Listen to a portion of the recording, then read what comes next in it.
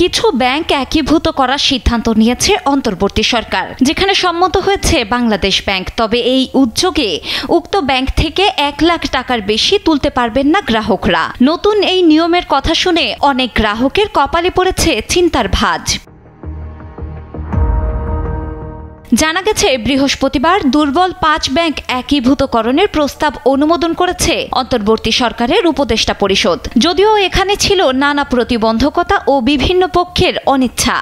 এই সিদ্ধান্তের মূল উদ্দেশ্য দুর্বল 5 ব্যাংকের আর্থিক সংকট কমানো। অনুমোদনের পর শঙ্কা অনেকটাই কেটে গেছে বলে মনে করছে বাংলাদেশ ব্যাংক। তবে কেন্দ্রীয় ব্যাংক জানিয়েছে, এখনই গ্রাহকরা তাদের চাহিদা মতো টাকা তুলতে পারবেন না, বরং সর্বোচ্চ 1 লাখ টাকা পর্যন্ত তুলতে পারবেন। যে 5টি ব্যাংককে একীভূত করে একটি নতুন ব্যাংক হবে সেগুলো হলো first security Islami bank, global Islami bank, union bank, Exim bank ও social Islami bank. ICB bank এই তালিকায় থাকলেও শেয়ার মালিকানার বিষয়ে উচ্চ আদালতে মামলা চলমান থাকার কারণে সেটিকে এই প্রক্রিয়ার বাইরে রাখা হয়েছে। নতুন এই ব্যাংকের জন্য 2টি নাম প্রস্তাব করা হয়েছে: ইউনাইটেড ইসলামী ব্যাংক, সম্মিলিত ইসলামী ব্যাংক।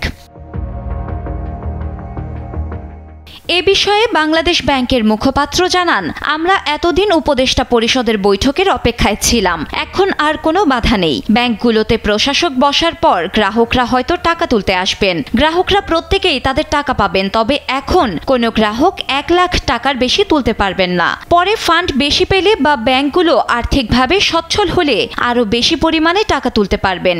তিনি গ্রাহকদের আস্থা রাখার অনুরোধ করেছেন।